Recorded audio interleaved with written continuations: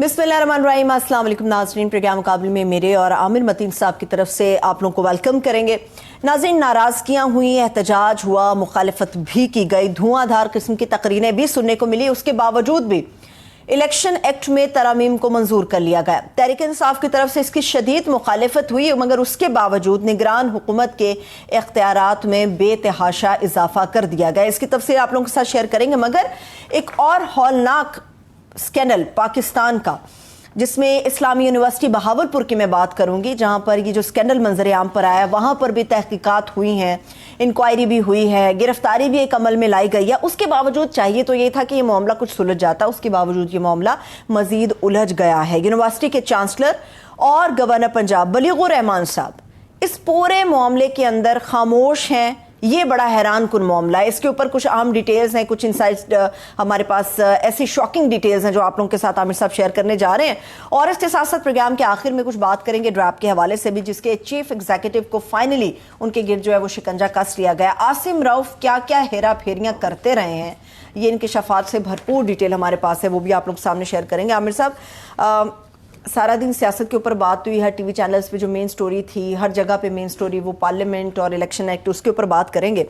मगर किसी की ज़ुबान से कोई एक लफ्ज़ अदा नहीं हुआ इस एक स्कैंडल के ऊपर, जिसने हज़ारों लाखों माँ बाप की नींद हराम कर दी है, उड़ा दी है। हज़ारों तालिबात के फ्यूचर को रोशन नहीं, बल्कि ऐसा लगता है कि उनका सूरज तुलू नहीं होगा, गरूब रहेगा, जिस किस्म की ये सूरत हाल हमारे सामने। मगर कोई बात नहीं करना चाह रहा जी। इस वक्त जो है ये जिस तरह हमारी पार्लियामान जो है एक बेहिसी का मुजाहरा कर रही है, जिस तरीके से कोई मैंने प्राइम मिनिस्टर की कोई ऐसी स्टेटमेंट नहीं देखी, किसी भी बड़े एक कार्रवाई डाल के जो बालपुर का वाक़या हुआ है, एक कमेटी ज़रूर भेजी हुई है। और कमेटी में मैं ये ज़रूर कहूँ कि जो अफराद हैं वो उनको मैं उनका करियर देखता रहा हूँ, बड़े मुस्तनद लोग हैं, तो मुझे बड़ी उम्मीद है कि वो एक अच्छी एक आध दिन में रिपोर्ट आ जाएगी। मगर जो अभी तक की जो हमारे ज़राए ने जो बताया है, जिस किस्म के शवाहिद आ रहे हैं, जिस तरह की तफ्तीश जिस तरफ जा रही है, कि एक तो हम पहले ही बता चुके हुए हैं कि ये पहला वाक़या नहीं है। इससे पहले भी इन्हीं साहब का ये जो मेजर, इसके कलीदी किरदार जो मेन अक्यूज़ड हैं, मेजर एजाज शाह साहब, रिटायर्ड मेजर एजाज शाह साहब, ये इनकी पहले भी शिकायतें आती रहीं और इनके मतलब ये कहा गया, ये ज़राए ने, उन्होंने कहा जनाब ये शख्स जो है ना, ये एक आम, ये जिस तरह फिल्मों में होता है ना, एक ज़हनी मरीज़ है जिनसी हवाले से, ये नॉर्मल आदमी नहीं है ना, मैं चले आपने कह दिया खातून ने ये, उन्होंने कहा जी इसके जो जिस किस्म के इसकी हरकत रही हुई हैं, और ये वहाँ पे जो इंतज़ामिया थी, वाइस चांसलर साहब के भी नोटिस में था, पर वो उनको हश हश इसको किया गया, दबा दिया गया। और जो सवाल जो आपने जिसकी तरफ इशारा किया, बहुत बड़ा सवाल है इस गवर्नर पंजाब बलीगुर रहमान साहब के मतलब। वो इसलिए, एक तो ये है कि बतौर गवर्नर वो चांसलर हैं इस यूनिवर्सिटी के, और भी यूनिवर्सिटियों के, इस यूनिवर्सिटी के भी, और उनका बहावलपुर से ही ताल्लुक़ है, वो वहाँ से इलेक्ट होते आ रहे हैं। तो जो आप वहाँ के नुमाइंदे भी हों, वहाँ के रहने वाले भी हों और चांसलर भी हों, उनका कोई बयान नहीं आया, बल्कि इससे फिर हमें ये शक पड़ता है कि जनाब ये शायद ये उनके ही सरकर्दा लोग हैं, उनके ही लगाए हुए लोग हैं, या वो इसको ये जो बताया जा रहा है हमें बार बार कि प्रेशर डाले जा रहे हैं कि अभी भी बचाने की कोशिश की जा रही है, क्योंकि वो मेजर रिटायर्ड हैं तो वो नाम इस्तेमाल किए जा रही है। हमारे प्रोग्राम में भी उन्होंने बार बार उस दिन जो है डॉक्टर अतर महबूब साहब ने, वाइस चांसलर साहब ने, जो कि अब तो रिटायर हो गए, एक्स चांसलर साहब, उन्होंने ये बड़ा बार बार कहा कि एजेंसियों ने पकड़ लिए हैं लोग और ये साजिश हो रही थी और स्पेशल ब्रांच लेके लिए एजेंसियाँ करी जाते हैं, और खुदा के लिए इस तफ्तीश को होने दें। ये मैं नहीं मान सकता कि कोई पाकिस्तान की कोई भी मुहब्बे वतन कोई एजेंसी होगी इस तरह के, जिनकी बच्चे यहाँ कॉलेजों स्कूलों में पढ़ती हैं, कि इसके अंदर इसको दबाने की कोशिश करेंगी। तो ये रोकना चाहिए कि इनको कि मिसयूज़ करें। ऊपर से इनका अपना माजी जो है डॉक्टर अतर महबूब साहब का, इनकी नैब से भी इंक्वायरी रही हुई हैं, एंटी करप्शन पंजाब के अंदर भी इतना ताबनाक नहीं है, गो के इनको एग्जोनरेट नैब ने कर दिया था। पर नैब में भी जिस तरह के ये प्रेशर यहाँ पे डाल रहे हैं, वहाँ भी بھی نیب کے اندر بھی اس طرح ہی معاملات پریشر کے ساتھ جس کا دل کرتا تھا وہ اس کے خلاف کیس بنا دیتے تھے، مگر اسی طرح ہی ان سے بچنا بھی آسان تھا. تو پتہ نہیں اس کی دوبارہ انکوائری کروانی چاہیے یہ موجودہ شواہد کی روشنی میں کہ یہ کتنا انصاف کیا گیا. مگر گورنر صاحب کے اوپر بہت بڑا سوال ہے کہ ان کو یہ ان کا اپنا شہر تھا، ان کی اپنی کانسٹیٹوئنسی تھی اور وہ اس کے چانسلر ہیں، ان کو نظر آنا چاہیے تھا، بیان دینا چاہیے تھا اور ان کو بہاولپور میں نظر آنا چاہیے، کیونکہ پورا بہاولپور، پوری سرائکی بیلٹ، پورا پاکستان پریشان ہے. میں نے جس طرح کہا کہ اس سے یہ پہلے ہی میں نے بتا دیا کہ یہ نمبرز جو بتائے جا رہے تھے آگے ہمارے ذائع بتا رہے ہیں کہ اتنے خوفناک نہیں ہیں. یہ ویڈیوز کے یہ اتنے نمبر جو پہلے بہت زیادہ کہ پوری نہیں، چند افراد ہیں، مگر چند افراد کے اس کرنے سے نقصان یہ ہوتا ہے کہ گروہ ہے، چند افراد ہیں کہ اس کے بعد جو وہ طبقے یا وہ قوتیں جو کہ بچیوں کے پڑھانے کے حق میں نہیں ہوتی ان کو موقع مل جاتا ہے. بچوں کے لیے، خاندانوں کے لیے سوشل پریشر آ جاتا ہے کہ جی اور پڑھائیں، دیکھیں نا یہ ہے. تو ہر گھر والے پریشان ہیں، بچوں کے والدین پریشان ہیں، خاندان والے پریشان ہیں.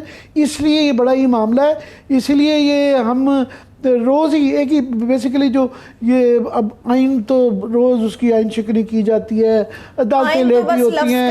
سو یہ پارلیمان میں اور اداروں میں اور عدلیہ میں ایک ہی کہانی ہے، مختلف زاویے سے روز آتی ہے. سو لوگوں کو اب اس میں اتنی دلچسپی نہیں رہی ہے. اس میں دلچسپی ہونی چاہیے اور ہے. اور لوگوں کا جو سوشل میڈیا پہ جس طریقے سے لوگ اس کے اوپر پریشان ہیں اور بالکل صحیح پریشان ہیں، ہونا بھی چاہیے. تو ایک تو بلیغ الرحمان صاحب پہ اس کے اوپر بہت کوسچنز آتے ہیں کہ وہ ابھی تک خاموش کیوں ہیں اور ان کا کیا اس کے میں رول ہے. اور دوسرا کہ اس لیے بھی کہ وہ ماضی میں ایک ایجوکیشن پنجاب کے یاد رہے کہ منسٹر رہے ہوئے ہیں ڈائریکٹلی اسی شعبے سے. دوسرا وہ منشیات کے وزیر بھی رہے ہوئے ہیں.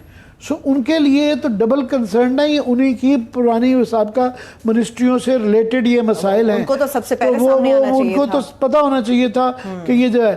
اس کے بعد جو ایک اور جو انکوائری پہلے میں نے کہا جس طرح انصاف کے متعلق بھی شکایت آئی تھی میجر ریٹائرڈ صاحب کے متعلق بھی، پھر ایک پروفیسر ڈاکٹر ابو بکر ہیں جن سے پہلے 28 جون کو یہ ڈائریکٹر فنانس تھے، یہ گرفتار ہوئے، مگر نشہ و اشیاء ان سے برآمد ہوئی. مگر اب جب یہ کیس سامنے آیا اور ہمارے جیسے لوگوں نے شور مچایا تو پھر ان کے خلاف یہ کمیٹی بنائی ہے. پکڑے یہ گئے تھے 28 جون کو ڈاکٹر ابو بکر صاحب، اور کیس بن رہا ہے اب جا کے 21 جولائی کو، مطلب ایک مہینے بعد جب یہ ایشو سامنے آیا تو ان کو یہ خیال آیا. اور اب وہ انہوں نے اپنی کمیٹیاں بھی بنائی ہیں کہ جی ہم نے یہ کمیٹی بنا دی ہے، 2-3 کمیٹیاں بنا دی ہیں جو اس کی تفتیش کر رہی ہیں اپنی یونیورسٹی، کیونکہ اب باہر سے کمیٹیاں پولیس کی آ گئی ہیں تو وہ چھان بین کر رہی ہیں. تو ان کو خیال آ گیا اپنی، اور جو اپنی کمیٹیاں بنائی ہیں اس میں ایک مزید سوال کھڑا یہ ہوتا ہے کہ ایک بھی خاتون نہیں ہے. جو یہ جنسی ہراسگی کی خواتین کے متعلق کمیٹیاں بنائی جاتی ہیں، یہاں پہ جنسی ہراسگی کے جو ادارے بنائے ہوئے ہیں اس کی جو چیف ہوتی ہیں وہ خاتون کو لگایا جاتا ہے، کیونکہ خواتین کہ مردوں کے خلاف یہ اکثر ہراسگی ان کی طرف سے ہوتی ہے. تو وہ مردوں کے سامنے ایک تو یہ حساس ٹاپک ہوتا ہے، وہ کمفرٹیبل نہیں ہوتی. دوسرا آپ کو ان کی کمیٹی کے اندر کوئی خاتون تو ڈالنی چاہیے. ایک خاتون نہیں، ایک مرد بیٹھ کے ڈیسائیڈ کریں گے کہ ان کے ساتھی مردوں نے یہ زیادتی کی ہے یا نہیں کی ہے. تو ایک دم سے وہ خیال آ گیا ہے. پھر ان کو اب جا کے نئی چیزوں میں ان کے ترجمان نے اب جا کے یہ آج بیان بھی جاری کیا. پہلے تو ہمارے پروگرام میں اطہر محبوب صاحب مان ہی نہیں رہے تھے، ڈینائل میں اس کو کہہ رہے تھے دیو، کیا کہہ رہے تھے وہ دیو ملائی، اور وہ تو ہمارے پہ چڑھائی کر رہے تھے کہ یہ میڈیا اس کو پھیلا رہا ہے. اب انہوں نے اقرار کرنا شروع کیا اور بتایا کہ جی ہمارے پاس اس طرح کی ہم نے کمیٹی کا ایک سسٹم بنایا ہوا ہے اور 3 ہفتوں میں ہم انکوائری مکمل کر رہے ہیں. اور اب بتا رہے ہیں کہ 2020 میں بھی 4 واقعات ہوئے تھے، 2021 میں 8 ہوئے تھے، 2020 میں 10 کیس موصول ہوئے تھے، اور ان میں 5 کیسز میں قصورواروں کو سزائیں بھی دی گئیں. یعنی یہ ہو رہا تھا. ابھی شکل اس کی زیادہ سنگین ہو گئی. اب وہ بتانا شروع ہو گئے ہیں. تو یہ ہو رہا تھا اور یہ سزائیں اگر دی جا رہی تھی نوٹس میں تھا تو نظر آنا چاہیے تھا کہ ان کے میجرز لیے گئے کہ یہ کس طریقے سے کہ یہ دوبارہ نہ ہو پائے. یاد رہے کہ اس کے اوپر جو تفتیش ہو رہی ہے کیونکہ یہ چیف سیکورٹی افسر تھے میجر صاحب, تو یہ سرویلنس کیمراز سارے ان کے انڈر تھے, تو شاید اب ان لائنز پہ بھی تفتیش ہو رہی ہے کہ یہ غیر موضوع جگہ پہ یہ کیمریز لگائے جاتے تھے, اس کے ذریعے پھر بلیک میلنگ کے امکان کی تفتیش ہو رہی ہے کہ بلیک میل کیا جا رہا تھا, ویڈیوز بنتی تھیں اور پھر خواتین کو جو ہے نشے پہ اور یہ ویڈیوز کریے بلیک میلنگ کا سلسلہ جاری ہوتا تھا. تو یہ بڑی ہی اس کے معاملے میں بھی ہے. مجھے ایک حیرانی مزید یہ ہوئی ہے کہ ایچ ای سی نے اس کے اوپر بہت سخت قسم کا اپنا بیان دیا ہے. انہوں نے کہا ہے کہ یہ جو غیر ضرورت سے زیادہ انہوں نے کہا یہ چوک میں لٹکا دینا چاہیے, اور یہ مگر ساتھ میں ایچ ای سی نے یہ کہا ہے کہ میڈیا اس معاملے میں کو زیادہ نمایاں نہ کرے کیونکہ یہ بچیوں کا معاملہ ہے.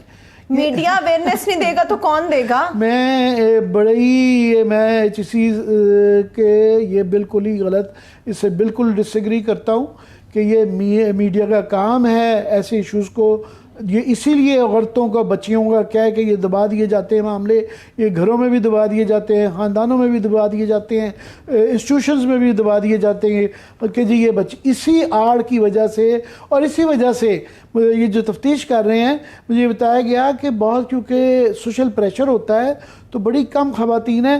وہ مظفر گڑھ میں بیچاری بچی جس ایم فل کی خاتون جس کے ساتھ ایک گینگ ریپ ہوا تو وہ اس نے حوصلہ کر کے بڑا کم ہوتی ہیں اس طرح کی خواتین جو کہ حوصلہ کر کے آتی ہیں کیونکہ یہی سوشل پریشرز ڈالا جاتا ہے, وہ اپنی بدنامی سے بچتی ہیں, ان کو شادیوں کے اندر گھروں کے اندر یہ مسائل بعد میں ہوتے ہیں.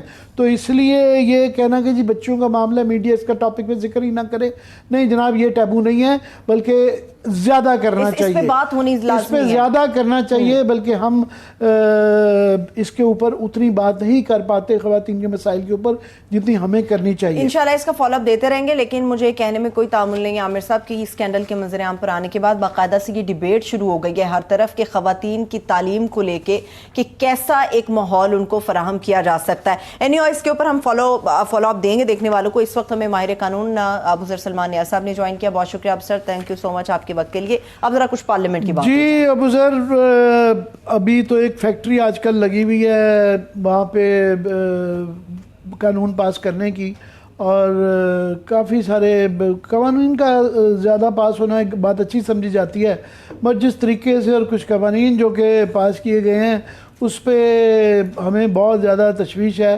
اور آج کے سب سے پہلے تو شروع کر دیتے ہیں نا کہ یہ جو نگران حکومت کو جو مزید اختیارات دینے کا جو قانون ہے, آج کل اس کے اوپر کافی لوگوں نے اعتراضات کیے تھے, جے یو آئی نے کیے تھے, آج وہ بالکل چپ کر گئی, اور پیپلز پارٹی میں جو ہے تاج حیدر صاحب نے, رضا ربانی صاحب نے آج بھی وہ اعتراضات کیے. پر ہمیں یہ بتایا جا رہا ہے اب کہ آرٹیکل 230 کے علاوہ ایک باقی کسی پہ کوئی اعتراض نہیں تھا. حالانکہ علی ظفر صاحب کا میں سن رہا تھا, ان کے جو بہت سخت قسم کا انہوں نے کہا جی یہ جو الیکٹڈ گورنمنٹ اور نگران گورنمنٹ میں فرق تھا اس کے بعد نہیں رہتا. مگر بہانہ اب جو سوال میرا یہ ہے, ابھی یہ کہہ رہے ہیں کہ جناب کیونکہ ہمارے یہ انٹرنیشنل کمٹمنٹس ہوتی ہیں اور ورلڈ بینک سے ریلیٹڈ کمٹمنٹ ہوتی ہیں تو وہ پروسیس رک جاتا ہے, اس لیے یہ بڑا ضروری ہے کہ یہ اختیارات دیے جائیں. آپ کا کیا کہنا ہے اس پہ؟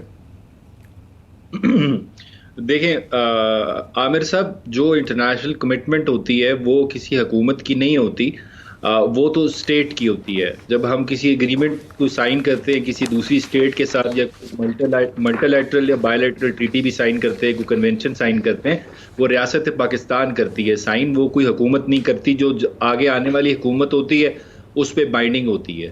اور اس وجہ سے یہ ریزن دینا کہ ان کو ہم نے کنٹینیو کرنا ہے, یہ بالکل غیر مناسب, اور مجھے اس میں کوئی وزن نہیں آ رہا بات میں نظر. اور جہاں تک اس کی دیکھیں سمجھنے کی ضرورت ہے, سیکشن 230 جو تھا الیکشن ایکٹ 2017 کا, وہ یہ کہتا تھا جو کیئر ٹیکر حکومت ہوگی اس کا ایک لمیٹڈ رول ہوگا, اس کو ہم کہتے ہیں آرڈنری روٹین ورک جس کو کہتے ہیں, وہ پرفارم کرے گی, اس کے علاوہ میجر پالیسی ڈیسیجنز نہیں لے گی. اس پر سپریم کورٹ کی اور ہائی کورٹس کی بے شمار ججمنٹس بھی آ چکی ہیں. خاص کر خواجہ آصف کیس ہے اور نعمت اللہ خان ایڈوکیٹ کیس ہے سپریم کورٹ کا, جو یہی کہتے ہیں کہ یہ کیئر ٹیکر حکومت جو ہے وہ فیصلے کرے گی جو آرڈنری روٹین میٹرز ہوں گے. اس پہ کوئی میجر وہ ڈیسیجنز نہیں لیں گے جس سے پالیسی انٹروڈیوس کرا کے یا چینج کر دیں. اور اس کی وجہ بھی یہ ہے کیونکہ یہ ایک میک شفٹ ارینجمنٹ ہوتی ہے. یہ کوئی عوام کا بیانیہ لے کے یا ووٹ لے کے ایک پاپولر گورنمنٹ نہیں ہوتی جو ایک پالیسی انٹروڈیوس کرائیں, کیونکہ عوام کی چھاپ ہوتی ہے. ایک پاپولر گورنمنٹ جو الیکٹڈ گورنمنٹ ہوتی ہے ان کو عوام کی طرف سے اجازت ہوتی ہے کہ وہ ایک ریفارمز لے کے آئیں, پالیسیز لے کے آئیں. لیکن یہ کیئر ٹیکر حکومت کے پاس یہ نہیں ہوتی, ان کے پاس آپشن کہ وہ اس طرح کے فیصلے کر سکیں. یہ دیکھیں اب اس کو دیکھنا پڑے گا یہ کیا ہمارے آئین سے متصادم ہے کہ نہیں ہے.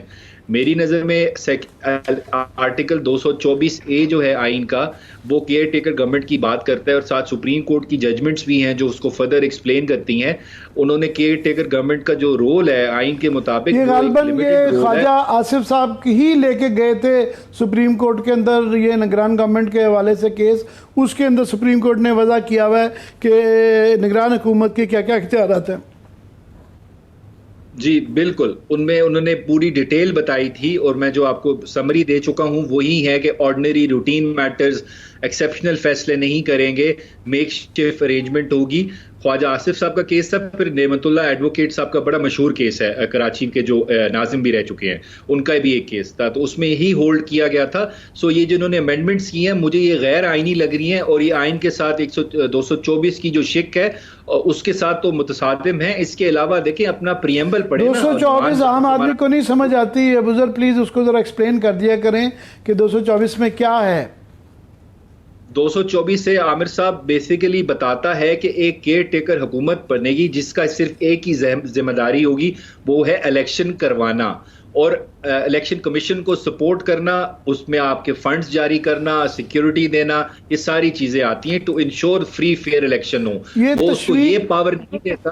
تشویش اس لیے میں آپ کی بھی ٹویٹ دے رہا تھا کہ آپ نے کہا پھر یہ مونارکی یا ڈکٹیٹرشپ ہے, یہ نارمل گورنمنٹ, یہ وہ نہیں, آپ جمہوری حکومت نہیں اس کو کہہ سکیں گے.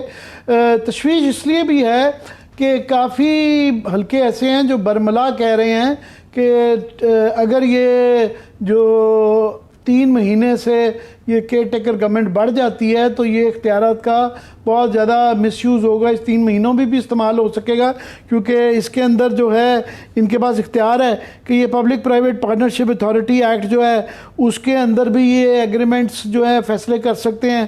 پھر یہ انٹر گورنمنٹل ٹرانزیکشن ایکٹ کہ باہر کی گورنمنٹوں کے ساتھ ٹرانزیکشنز وغیرہ کے اختیارات بھی ان کے پاس آ جائیں گے. تو پرائیویٹائزیشن کمیشن آرڈیننس جو ہے وہ یہ فیملی سلور جو ہے وہ بیچنے کے معاہدے ان کے اوپر بھی یہ فیصلے کر سکیں گے.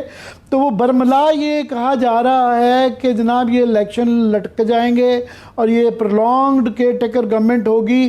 راجہ ریاض صاحب نے کھل کے کہا ہے کہ جناب 10 سال بھی ہو جائے تو ہمیں کوئی فرق نہیں پڑتا, یہ کیئر ٹیکر گورنمنٹ رہے. آج میں دیکھ رہا تھا ہماری کلیگ ہیں سمیرہ ریاض, انہوں نے ایک آرٹیکل لکھا ہوا اسٹینڈرڈ میں, انہوں نے کہا ہے اس میں اسحاق حقوانی صاحب وہ کہہ رہے ہیں کہ میں آپ کو خبر دے رہا ہوں, لکھ لیں میری بات کہ یہ 1 سال تک الیکشن نہیں ہوگی. جب یہ اتنے کانفیڈنس سے وہ لوگ جو کہ اس وقت اسٹیبلشمنٹ کے قریب سمجھے جا رہے ہیں جب وہ اتنے کانفیڈنس سے کہتے ہیں تو ہماری تشویش بڑھ جاتی ہے کہ ان کے پیچھے کیا ایجنڈا کیا ہے. دیکھیں عامر صاحب, اگر ایسی حکومت بنتی ہے جو 3 مہینے سے زیادہ اس کے پاس مینڈیٹ بھی آ جاتا ہے, وہ ایکسٹینڈ کر لیتے ہیں, پہلے ہو چکا ہے پنجاب اور KPK میں, آپ نے دیکھ لیا اس ملک میں سپریم کورٹ کے فیصلوں کو کتنا مانا جا رہا ہے, اور ساتھ اس کو آپ اس طرح کی اگر پاورز دے دیں گے تو میں آپ کو سمپلیفائی بتا دیتا ہوں, یہ ایک سویلین مارشل لا ہوگا.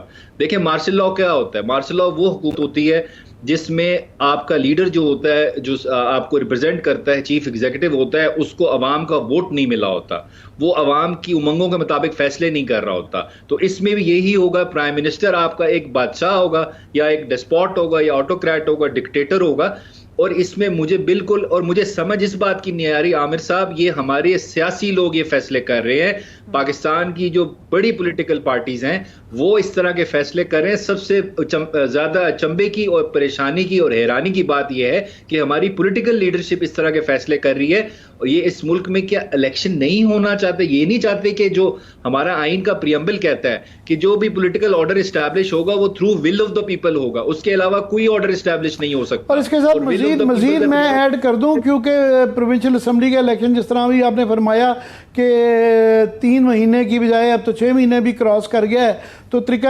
واردات تو وہ آلریڈی انہوں نے خود ہی اسٹیبلش کر دیا ہوا ہے کہ اگر ڈیلے کرنا چاہیں تو وہ حکومتیں کہیں گے جناب ہمارے پاس یہ ریسورسز نہیں ہیں، اور یہ کس منہ سے پھر یہ شور مچائیں گے۔ تو پہلی بات، دوسرا یہ کہ میں اس کے علاوہ اور بھی ایک آپ کی کوئکلی ویو لینا چاہوں گا۔ ایک ہمیں بہت تشویش ہے کہ یہ جو میڈیا سے ریلیٹڈ پیمرا کے ترمیمیں کر رہے ہیں، اسے ہم نے وقتی طور پہ رکوا لیا، اور ہمیں بڑی امید ہے کہ ہماری طرف سے بہت مزاحمت ہوگی، ہماری تمام باڈیز نے کلیئرلی کہہ دیا کریں گے، تو وہ تو رک گیا ہے۔ مگر انہوں نے ایک قانون پاس بھی کر دیا اور ایک دن میں ہی پاس کر دیا، وہ توہین پارلیمنٹ کا، وہ بھی بہت زیادہ خطرناک ہے کہ کسی بھی اس کے مطابق وہ جو ترمیم ہے وہ لگتا ہے کہ وہ کسی بھی جج کو وہ بلا لیں گے، حالانکہ جو مجھے سمجھ ہے کہ کسی کو بھی بلا سکتے ہیں، کسی صحافی کو بھی بلا سکتے ہیں کہ آ جائیں جناب، اور 1 ملین قید ہے، 6 مہینے قید ہے، یا 1 ملین جرمانہ، یا دونوں ہیں، اور کسی جج کو بھی بلا لیں گے کہ جناب ہم نے یہ قانون بنایا تھا، آپ نے امپلیمنٹ نہیں کیا، اس کو بھی قید کر سکتے ہیں۔ یہ تاثر دیا جا رہا ہے۔ جو مجھے جتنی as a student of law, آپ تو لائر ہیں، یہ جو سمجھ آتی ہے کہ 63 کے اندر غالباً یہ بڑا کلیئر ہے کہ جوڈیشل پاور صرف اور صرف عدالتوں کے پاس ہیں، نہ وہ ایگزیکٹو کے پاس ہیں، الیکشن کمیشن کے پاس ہیں، اور نہ ہی وہ پارلیمنٹ کے پاس ہو سکتی ہیں۔ تو مجھے اس پہ ذرا درستگی فرمائیں کہ یہ بڑا ان نوٹسڈ بل چلا گیا ہے اور اس کو کسی نے زیادہ لفٹ نہیں کروائی۔ جی عامر صاحب، بالکل آپ نے صحیح فرمایا۔ دیکھیں، ہمارا جو آئین ہے اور جو اسٹیٹ ہوتی ہے اس کے 3 ستون ہوتے ہیں، ایک پارلیمنٹ ہوتا ہے، ایک آپ کا ایگزیکٹو ہوتا ہے، اور پھر آپ کی جوڈیشری ہوتی ہے۔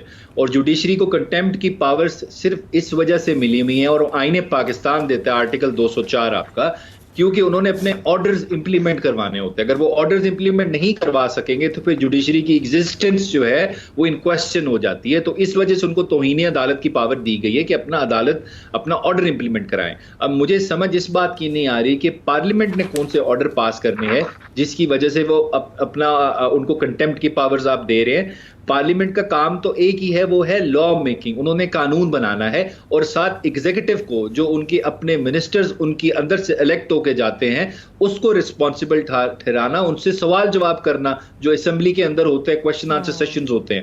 تو اس وجہ سے آپ ان کو پاورز نے توہین عدالت کی جو ہوتی ہیں ہمارے آئین میں لکھی ہوئی ہیں، تو اس وجہ سے مجھے یہ ہوتے ہوئے قانون جو ہے یہ نہ کہیے گا کہ ہم جو آخر میں پچھلے 6 ماہ سے یہ کہتے ہیں کہ عدالتیں اس کو سٹرائک ڈاؤن کر دیں گی، عدالتیں اس طرح کے کوئی ابھی 20-25 قانون ہو گئے ہیں جن کے اوپر وہ بیٹھی ہوئی ہیں اور وہ سٹرائک ڈاؤن نہیں کر رہی۔ بہرحال امید انہی سے لگائی جاتی ہے، اور کیا ہے کہ یہ سٹرائک ڈاؤن ہو جائیں گی۔ وقت ہو گیا، ہم سب بریک کی طرف مجھے جانا ہے۔ بہت شکریہ ابوذر صاحب، تھینک سو مچ آپ کے وقت کے لیے۔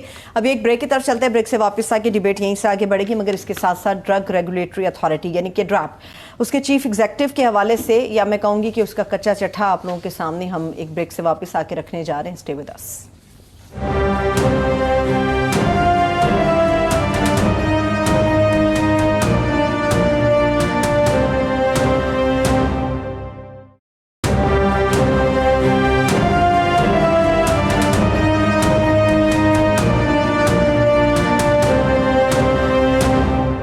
ایک بار پھر سے ہم آپ کو خوش آمدید کہیں گے۔ اب کچھ ہم ڈیٹیل شیئر کرنے والے ہیں ایک ایسے معاملے کی جس کے اوپر ہمیشہ بات ہوتی ہے، فائنلی وہ معاملہ اب سارٹ آؤٹ ہونے کے قریب ہے۔ عامر صاحب، بات ہے ڈریپ کی۔ یہ ڈریپ کے اندر جو گڑبڑ گھوٹالا چل رہا ہوتا ہے، اس کا ذمہ دار کون ہے اور کس طرح سے چلایا جاتا ہے، اس کی ڈیٹیل ہم شیئر کرنے جا رہے ہیں۔ یہ پہلے تو میں آپ کے ابتدائی سے بہت اختلاف کرتا ہوں کہ یہ معاملہ آپ کہہ رہے ہیں سارٹ آؤٹ ہونے جا رہا ہے۔ ہوپفلی یہ نہیں، یہ بالکل بھی نہیں گا۔ ہم یہ پچھلے کم از کم 10-20 سال سے تو اس کو پرسو کرتے رہتے ہیں۔ مسئلہ ڈریپ ڈروپ نہیں لوگوں کو سمجھ آئے گا، مسئلہ ہے ڈریپ ہے drug regulation authority of Pakistan, یہ دوائیوں کا مسئلہ ہے۔ اور دوائیوں کا ڈائریکٹلی تعلق جو ہے وہ صحت سے ہے، اور جو لائف سیونگ ڈرگز ہوتی ہیں جان بچانے کی دوائیاں، جان کا آپ کی کا ڈائریکٹلی تعلق ہے۔ اور دوائیوں کے ایشوز یہ ہیں کہ یہ دوائیاں بہت زیادہ مہنگی ہیں، اور اکثر جو مہنگی ہوتی ہیں اس کے اندر ایک پورا ایک مافیا ہے جس کے اندر، جس کی وجہ سے اس کو اوپر لے کے جاتا ہے۔ غریب آدمی روز اس لیے مر رہے ہوتے ہیں کہ وہ دوائیاں افورڈ نہیں کر سکتے، خاص طور پہ جان بچانے والی دوائیاں بھی نہیں ملتی ہیں، پھر جعلی دوائیاں ملتی ہیں، سب سٹینڈرڈ دوائیاں ملتی ہیں۔ سو یہ دوائیوں کے مسائل ہیں، اور یہ ہر گورنمنٹ میں چلتے ہیں کیونکہ وہی لوگ ہیں، یہ اتھارٹی جس کا کام ہے ان کو چیک کرنا، ڈرائیو کا کام ہے کہ یہ چیزوں کو پکڑ کے چیک کرنا۔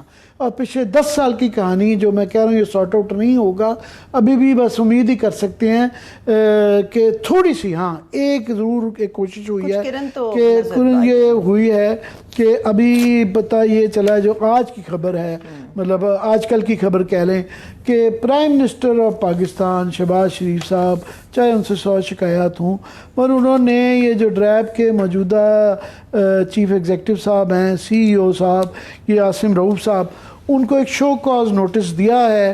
اور اس کے اندر انہوں نے یہ ابھی جو ہمارے ساتھ اکمل خان صاحب ہمارے ایگزیکٹو پروڈیوسر ہیں، انہوں نے بہت اس کے اوپر محنت کی ہے، یہ ماضی والے بھی اس کی ساری سٹوری کا کانٹیکسٹ ہمیں بتائیں گے۔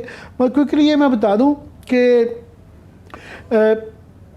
PTI کی گورنمنٹ میں بھی یہ ایک ان کے اوپر اس زمانے میں ایک فراڈ ہوا تھا جس کے متعلق کہا جاتا ہے عامر کیانی اس کے کلیدہ کردار تھے، ان کی وزارت چلی گئی تھی مگر وہ پھر بھی PTI میں رہے۔ 34 ارب روپے کے گھپلا کیا گیا تھا، اور وہاں پہ یہ ایک ڈرائب کے پہلے CEO جو تھے وہ شیخ اختر صاحب تھے، وہ بھی ایک افسانوی کیریکٹر تھے کہ ان کی ڈگریاں بھی جعلی نکل آئیں۔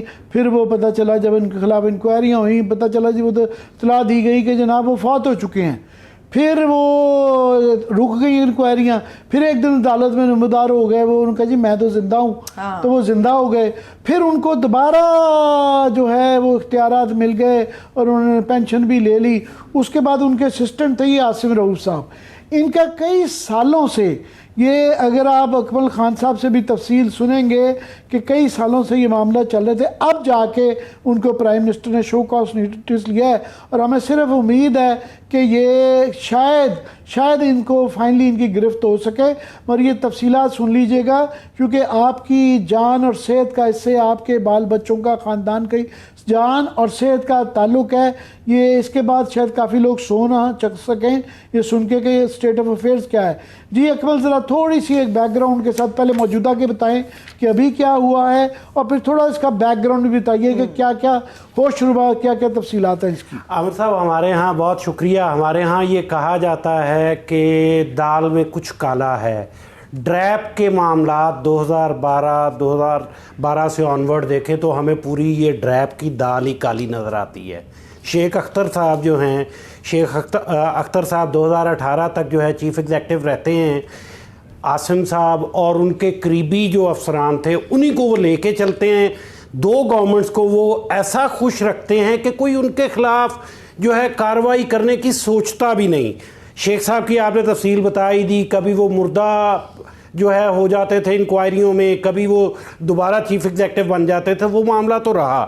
یہ ان کا بڑا انٹرسٹ اس میں آپ جو 2012 سے یاد رہے کہ پیپلز پارٹی کی گورنمنٹ شروع ہو جاتی ہے، بعد میں نواز شریف صاحب کی گورنمنٹ آئی، اور پھر PTI گورنمنٹ، تو تمام جو پاکستان کی میجر پارٹی ہیں ان کی گورنمنٹ کے اندر ایک جو کامن ڈینومینیٹر رہا، جو چیز یکسانیت جس میں پائی جاتی ہے، وہ یہ دوائیوں اور ڈرائب کے معاملات ہیں۔ جاری رکھیں ذرا۔ جی تو عامر صاحب یہ عاصم رؤوف صاحب جو ہیں، یہ انہوں نے 2004 میں جو ہے ایک چھٹی کی درخواست دی تھی، جس وقت یہ ڈریپ نہیں ہوتا تھا، یہ ministry of health he basically دیکھتی تھی یہ ڈرگ ریگولیشنز کو۔